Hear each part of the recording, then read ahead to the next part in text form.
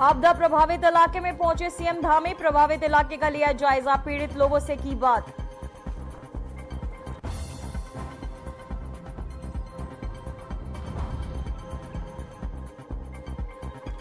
उत्तराखंड में आज से ऑपरेशन कालनेमी शुरू, सीएम धामी ने अधिकारियों को दिए निर्देश, कहा धर्म के नाम पर ठगी करने वालों पर होगी सख्त कार्रवाई। भारी बारिश के चलते ऋषिकेश बद्रीनाथ हाईवे हुआ बाधित, कुछ समय के लिए रोकी गई केदारनाथ यात्रा फिर से सुचारू।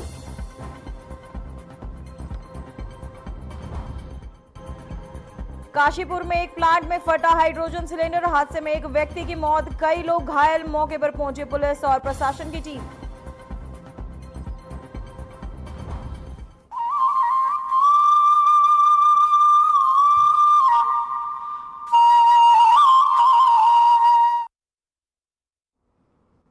नमस्कार, मैं हूं पूजा सिंह और आप देख रहे हैं हमारा अपना उत्तराखंड का ये खास बुलेटिन। चलिए बुलेटिन की शुरुआत करेंगे आज की कुछ खास बड़ी खबरों के साथ। तो वही खबर सामने आ जहां देहरादून में ऑपरेशन कालनेमी पर सीएम के निर्देश, सीएम धामी ने अधिकारियों को दिए सख्त निर्देश, संतों का भेष रख के ठगी करने पर ले एक्शन, पाखंड फैलाने वालों को बख्शा नहीं जाएगा।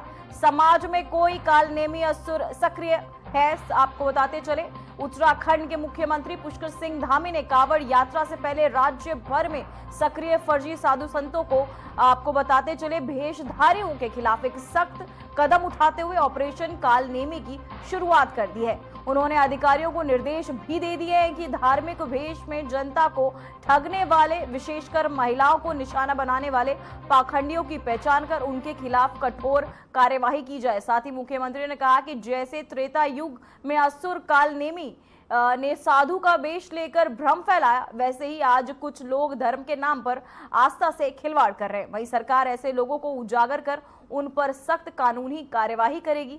इस फैसले से सरकार ने यह संदेश दिया कि देवभूमि में धर्म का अपमान किसी भी सूरत में बर्दाश्त नहीं किया जाएगा और श्रद्धालुओं की आस्था की रक्षा सरकार की सर्वोच्च प्राथमिकता है। साथ ही उत्तराखंड प्रशासन ने कांवड़ यात्रा के दौरान धार्मिक आयोजन की आड़ में किसी भी तरह की ठगी या पाखंड फैलाने वाले के खिलाफ सख्त रुख अपनाया है।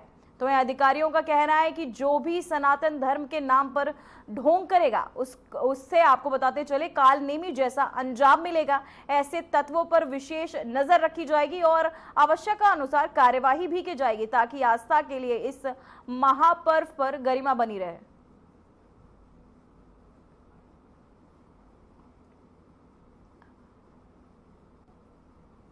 आज से हमने ऑपरेशन कालनेमी पूरे उत्तराखंड के अंदर चलाया है और कांवड़ यात्रा भी हमारी प्रारंभ हो रही है कल से और आज गुरु पूर्णिमा भी है। राज्य के अंदर अनेक लोग ऐसे हैं जो अपनी संदिग्ध अवस्था में जो है यहाँ पर लोगों को ठगने का काम कर रहे हैं, अपना छद्म वेश बनाकर रह रहे हैं, अपनी असली पहचान छुपा रहे हैं, आस्था और श्रद्धा को चोट पहुँचा रहे हैं, सनातन को नुकसान कर रहे हैं। ऐसे लोगों की पहचान की जाएगी, ऐसे लोगों के खिलाफ उनके चिन्हीकरण का अभियान चलाया जाएगा और जो भी इसमें अपनी वास्तविक पहचान छुपाकर धर्म और आस्था को ठेस पहुंचाने का काम कर रहे हैं, ऐसे छद्मधारियों को बेनकाब किया जाएगा, उनके खिलाफ कार्रवाई की।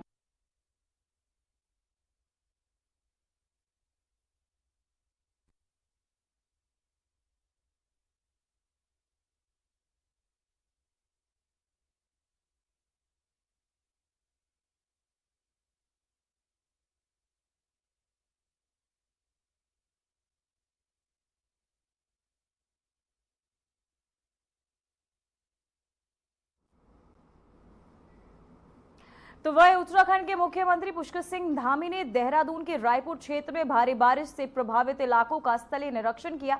उन्होंने किरसाली चौक, आईटी पार्क, नूरखेड़ा, आमवाला, तपोवन और शांति विहार में लोगों से मुलाकात कर उनकी समस्याएं सुनी। साथ ही मुख्यमंत्री ने प्रशासन को निर्देश भी दिए कि प्रभावित लोगों को तत्काल राहत पहुंचाई जाए। साथ ही जल भराव वाले क्षेत्रों में जल निकासी की व्यवस्था और नालों की नियमित सफाई सुनिश्चित करने को भी कहा गया। साथ ही आपको बता दें कि संवेदनशील क्षेत्रों में चेतावनी बोर्ड लगाने और सतर्कता बरतने के भी सीएम के तहत निर्देश दिए गए हैं।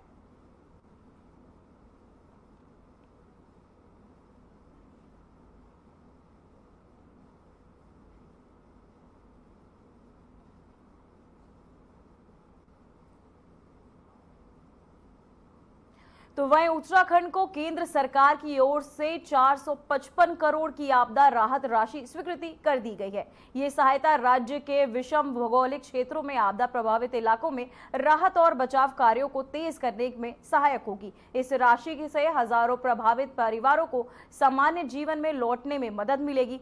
साथ ही राज्य सरकार और जनता की ओर से केंद्रीय गृह मंत्री का आभार जताया गया है।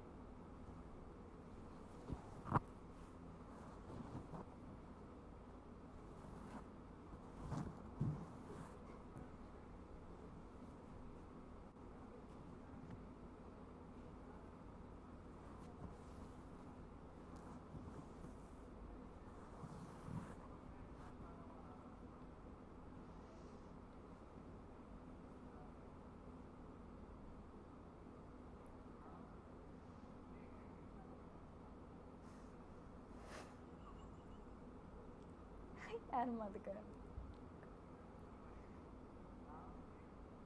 तो वही हरिद्वार से खबर सामने आ रही है, जो हरिद्वार में कावड़ मेले को लेकर बड़ा फैसला। 14 से 23 जुलाई तक स्कूल कॉलेज रहेंगे बंद। शैक्षणिक स्थानों पर लागू होगा आदेश। बच्चों की सुरक्षा ट्रैफिक व्यवस्था को लेकर यह फैसला लिया गया।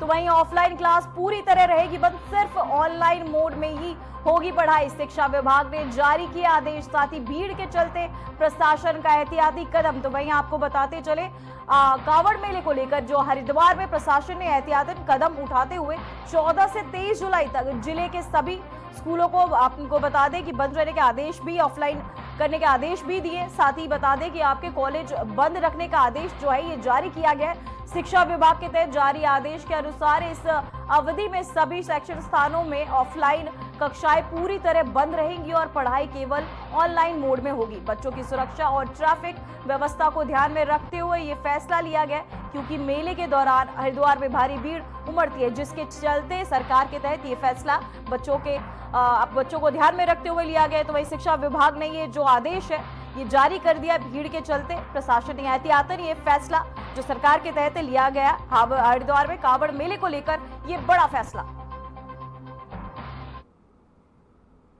तो वहीं उत्तराखंड के मुख्य सचिव श्री आर्यवर्धन की अध्यक्षता में सचिवालय सभागार में आयोजित बैठक में इलेक्ट्रिक वाहन पॉलिसी 2025 का ड्राफ्ट प्रस्तुत किया गया। इस प्रस्तावित नीति का उद्देश्य राज्य के इलेक्ट्रिक वाहनों के लिए अनुकूल ग्रीन ट्रांसपोर्ट इकोसिस्टम विकसित करना है। बैठक में मुख्य सचिव के निर्देश दिए कि केंद्र सरकार के 2033 तक के इलेक्ट्रिक वाहन लक्ष्य को ध्यान में रखते हुए नीति की निर्माता और उपभोक्ता को संचालकों के लिए प्रभावी आपको इंसेंटिव जोड़े जाए। साथ ही सचिव विनय शंकर पांडे ने प्रेजेंटेशन में बताया कि नीति के तहत कार्बन क्रेडिट बेनिफिट और कैपिटल सब्सिडी, ब्याज सब्सिडी आपको बताते चले, इन सभी सब्सिडी को लेकर बैठक में प्रमुख सचिव और कभी की जाएगी। साथ ही आपको बताते चले कई प्रमुख सचिव भी इस बैठक में उपस्थित रहे।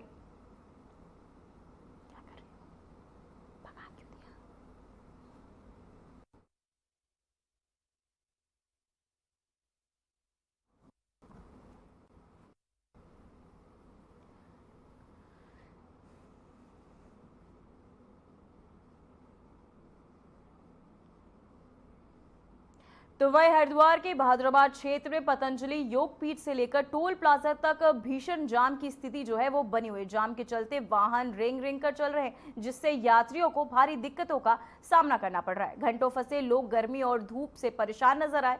तो ये कावड़ मेले की तैयारियों के बीच ट्रैफिक व्यवस्था पर सवाल खड़े हो रहे हैं।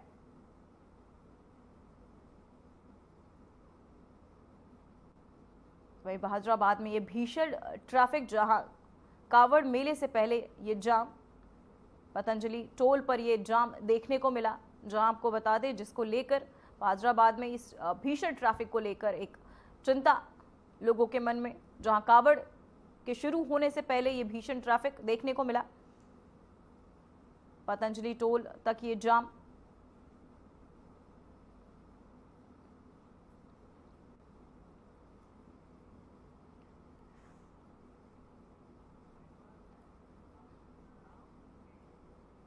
तो वहीं गुरु पूर्णिमा के पावन अवसर पर हरिद्वार स्थित हर की पौड़ी पर श्रद्धालुओं का आस्था से भरा सैलाब उमड़ पड़ा।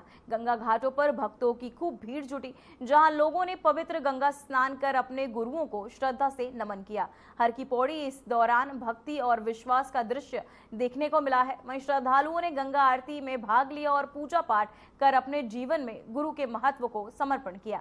वहीं सन्यासी, साधु संतों और आम श्रद्धालुओं की बड़ी संख्या में मिलकर इस पर्व को भव्यता प्रदान की। वहीं हरिद्वार प्रशासन और पुलिस द्वारा सुरक्षा एवं व्यवस्था के लिए विशेष प्रबंध भी किए गए थे। जल पुलिस और बचाव दल भी घाटों पर तैनात रहे, जिससे आयोजन शांतिपूर्ण और सुरक्षित तरीके से संपन्न हुआ।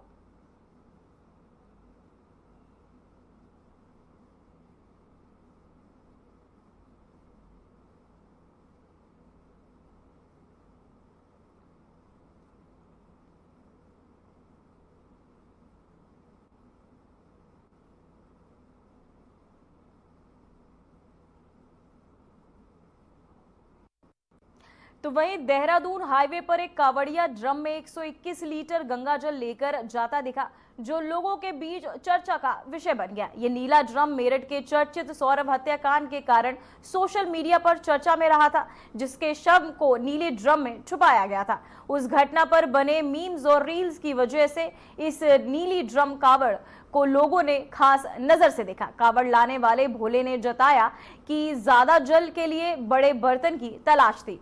कलश बहुत महंगे थे, जबकि ड्रम सस्ते दाम में मिल रहे थे, इसलिए उसने गंगा जल भरकर कावड़ उठा लाया। उन्होंने कहा कि इस गंगा जल में जलाभिषेक करूंगा और अपने माता पिता को पवित्र गंगा जल से स्नान कराऊंगा।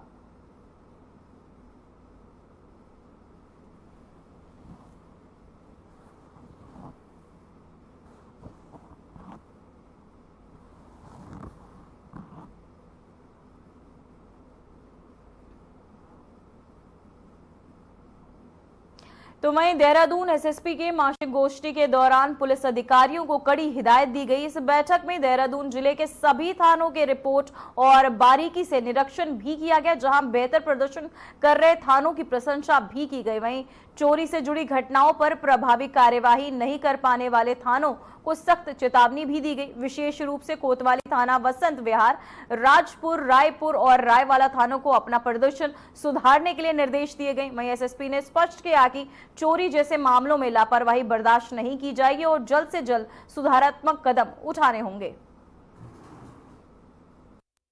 रहता है, इसमें सभी जो हमारे थाना अध्यक्ष अधिकारी हैं, पूरे जो माह भर के जो हमारे अच्छे काम करने वाले कार्मिक हैं, उनको भी सम्मानित किया था। साथ ही साथ जितने भी अपराध के आंकड़े हों या जो ऐसे केसेस अनवर काउंट हैं, जो हीनियस ऑफेंसेस हैं, खासकर महिला और बच्चों संबंधी, सभी की समीक्षा की जाती है।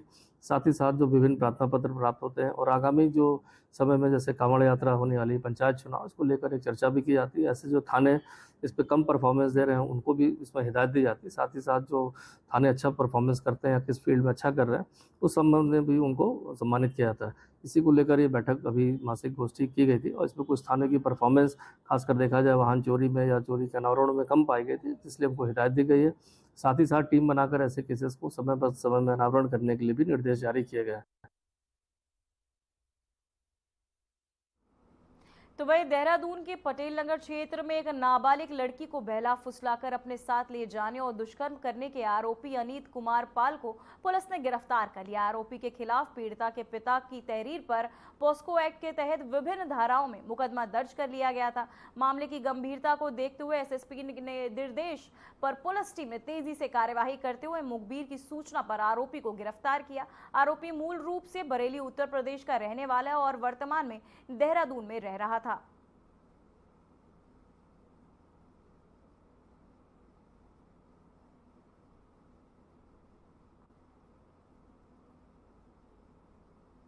तो वहीं देहरादून में माल देवता क्षेत्र में भारी बारिश के बीच सोंग नदी में लापरवाही की हद पार हो गई। नशे में धुत युवकों ने थार गाड़ी को नदी में उतार दिया, जो तेज बहाव में बह गई। गनीमत रही कि सभी युवक समय रहते बाहर निकल गए, वरना बड़ा हादसा हो सकता था। प्रदेश में मौसम विभाग का ऑरेंज अलर्ट जारी और प्रशासन ने नदियों के किनारे जाने से मना किया है, लेकिन इसके बावजूद युवकों ने खतरा और स्टंटबाजी की। वहीं घटना का ये वीडियो सोशल मीडिया पर वायरल हो गया है, जिसमें युवक नशे में नजर आ रहे हैं। ये घटना प्रशासन के लिए एक बड़ा सवाल है है और आम जनता के लिए चेतावनी। प्रकृति के साथ खिलवाड़ जानलेवा साबित हो सकता है।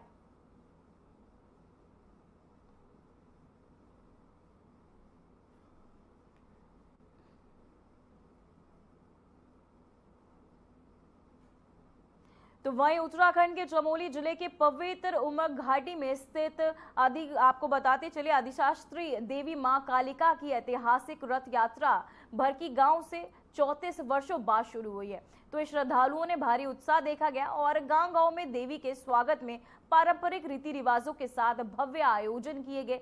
ये रथ यात्रा धार्मिक आस्था, संस्कृति और परंपरा के संरक्षण का प्रतीक मानी जा रही है।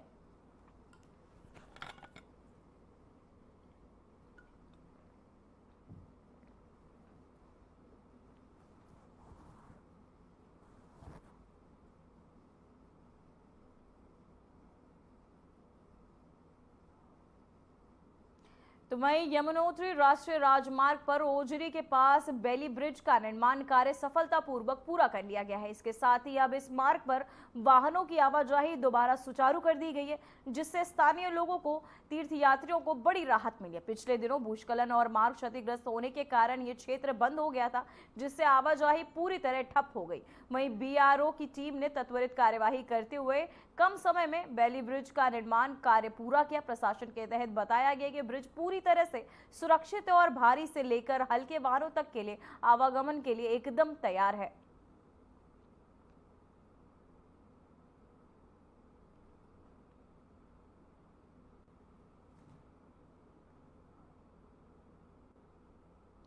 तो वही खबर हरिद्वार से है, जहां हर की पौड़ी के पास गंगा नदी में एक महिला कूद गई, जो हालानी जिला बांदा उत्तर प्रदेश की रहने वाली थी, जिसे जल पुलिस और हर की पौड़ी पुलिस के समय रहते सकुशल बचा लिया। बचाव टीम ने अपर उप निरीक्षक अतुल, कांस्टेबल विक्रांत और जानू पाल शामिल थे, जिन्होंने मिलकर इस मामले में तत्परता दिखाई। पुलिस अधिकारियों ने बताया कि महिला की स्थिति फिलहाल स्थिर है और उसे उचित चिकित्सा सहायता प्रदान की जा रही है।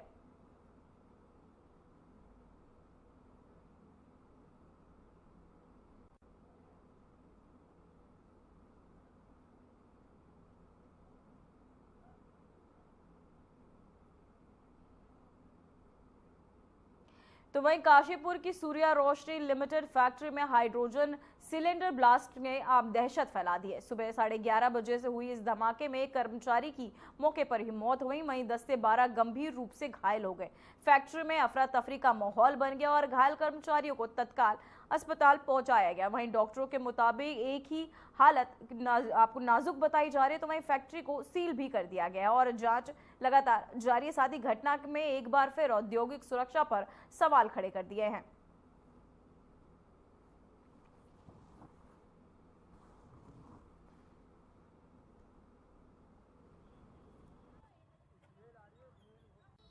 लगभग 11 बजे के करीब सूर्य फैक्ट्री में कुछ ब्लास्ट हुआ है, शायद गैस सिलेंडर के फटने की वजह से। जैसा मुझे सूत्रों से पता प्राप्त हुआ है कि एक पेशेंट की मृत्यु हो गई है और हमारे अस्पताल में इसके अलावा 11 मरीज आए हैं। इसमें से 10 मरीज की तो हालत लगभग सामान्य है। कुछों को ब्लास्ट इंजरी की वजह से दिक्कत है, जैसे सिर में दर्द होना, छाती में दर्द होना, कानों में झंझनाहट होना, इस तरह के सिम्टम लगभग सब मरीजों में है। लेकिन एक पेशेंट जब मरीज आया था, रोहित नाम है, तो उसकी हालत काफ़ी सीरियस थी। अब पेशेंट काफ़ी स्टेबल है, खतरे में तो है लेकिन बहुत अत्यधिक खतरे से बाहर है। पेशेंट का दाहिना टांग घुटने के नीचे बहुत ज़्यादा ब्लास्ट इंजरी की वजह से कुचल गया है। काफ़ी संभावना है कि उसका पैर को काटने की जरूरत पड़ेगी। सर मैं तो काम कर रहा था, पता ही नहीं चला, अचानक ब्लास्ट हुआ, मेरे चोट लगी, मुझे पता नहीं चला, गिर गया। फिर मैं एकदम हाथ रख के बाहर के लिए भागा सीधे। क्या काम है आपका? मैं फिलामेंट में काम करता हूँ, फिलामेंट बनता है। वायर बल्ब के अंदर वायर लगती है, जो पहले चलते थे 100 वाट वाले, वो वायर बनती है। उन्हें 40 से 50 लोग। हम अपना काम कर रहे थे और अचानक में जो है एक आवाज़ सी आई और जो है आंखों आगे जो है अंधेरा छा गया, धुआं हो गया, सब में धूल सी हो गई। फिर सर हम जो है हम डिस्पेंसरी ले गए, डिस्पेंसरी से फिर हम यहाँ ले गए, ट्रीटमेंट करने के लिए ले आए। और उसके बाद तो साहब हम पता नहीं चला, हम तो यहाँ आ गए थे अभी थोड़े समय पर अपनी मशीनों पर।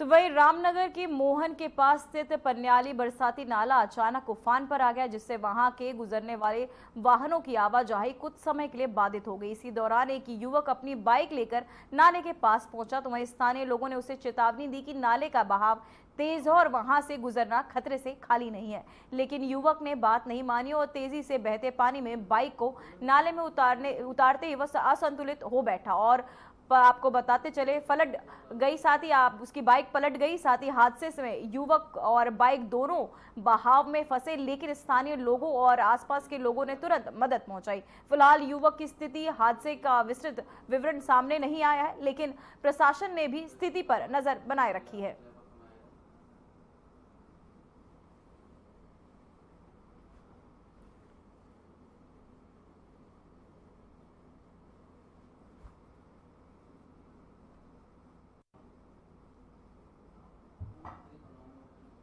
तो वहीं उत्तराखंड की राजधानी देहरादून के कैंट क्षेत्र समेत कुछ हिस्सों में मंगलवार को भारी बारिश हुई। बारिश के कारण सड़कों पर जल भराव की स्थिति बनी है। वहीं स्थानीय लोगों को आवागमन में दिक्कतों का सामना करना पड़ा। मौसम विभाग ने पहले ही भारी बारिश को लेकर अलर्ट जारी किया था।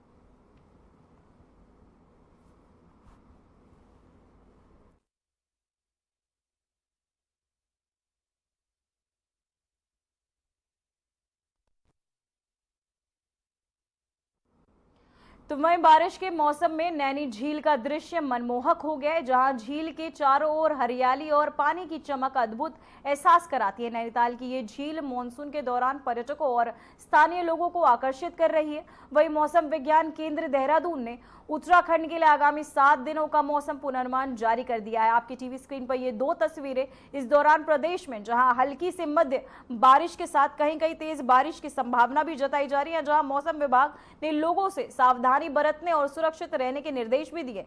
साथ ही बारिश के साथ ये मौसम में नैनी झील के किनारे घूमना और प्राकृतिक सौंदर्य आनंद लेना पर्यटकों के लिए एक खास अनुभव होता जा रहा है। आप इन तस्वीरों में देख सकते हैं जहां भारी बारिश के चलते आवागमन भी बाधित हुआ, साथ ही लोग मौसम के मजे लेते भी नजर आए। लेकिन आपको बता दें, ये नैनी झील का ये खूबसूरत नज़ारा, जहां देहरादून में हल्की से तेज बारिश भी आपको देखने को मिल सकती है, जहां आपको बताते चले मौसम भी सुहावना हुआ। नैनी झील का ये खूबसूरत नज़ारा आपकी टीवी स्क्रीन पर, ये 2 तस्वीरें, जहां देहरादून में हल्की बारिश और नैनी झील का ये नज़ारा, जहां बारिश का आनंद लेते हुए लोग दिख रहे हैं देहरादून में, और साथ ही ये नैनी झील का नज़ारा, नैनी झील का ये खूबसूरत नज़ारा, जहां मौसम विभाग ने जारी किया है पूर्वानुमान, जिसके चलते लोगों से लगातार सरकार के तहत आग्रह भी किया जा रहा है कि पूर्वानुमान देखकर ही घरों से बाहर निकले। और आपको बता दें कि मौसम विभाग के तहत ये लगातार अलर्ट्स और पूर्वानुमान जारी किए जा रहे हैं।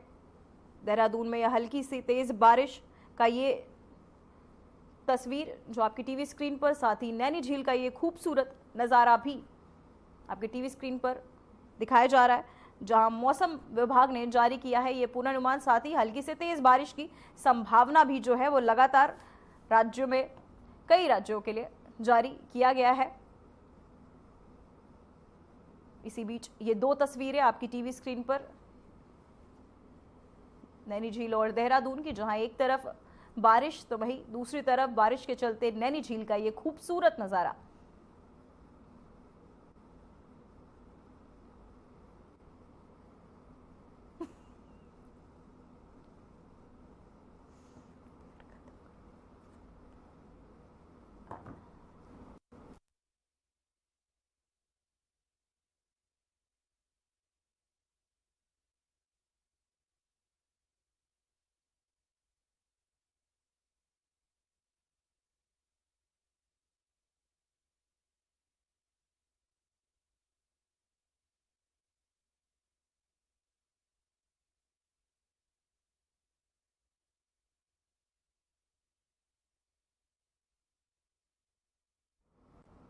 फिलहाल खबरों में बस इतना ही। मुझे दीजिए इजाजत। नमस्कार।